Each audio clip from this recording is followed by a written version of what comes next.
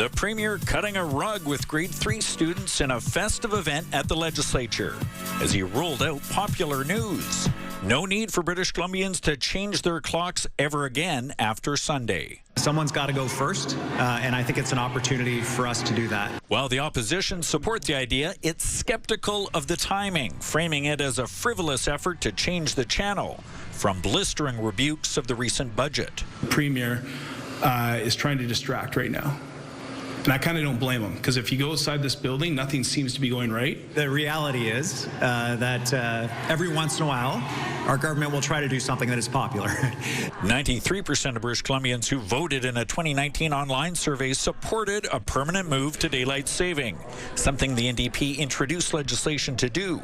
Still, the government has consistently said it was waiting until our southern neighbors in Washington State, Oregon, and California also stopped changing their clocks. I do think that there is an attempt to try to turn the page from the budget, which was not warmly received by just about anyone. In fact, the majority of those supporting the idea in the survey only supported it if BC was joined by other jurisdictions. The business community is not happy with the lack of consultation. This comes as a surprise. You know, the Premier himself said that he wasn't going to move ahead with this unless there was alignment with Washington, Oregon, and California. Hopeful, ultimately, in terms of ease of commerce and some of the other reasonable concerns that people will have down the West Coast, that Congress ultimately makes the right decision here and lets the Western states follow us.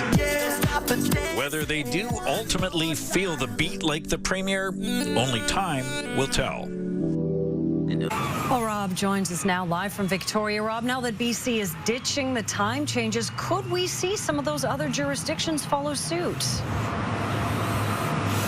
Well, Nafisa, Alberta's Premier Danielle Smith said today, in light of today's news, it means her neighbors to the east, Saskatchewan, and now the west as well in BC won't be changing their clock. She said she and her government will now also review and consider making a similar decision. As for whether or not the states follow suit, that is an entirely different question.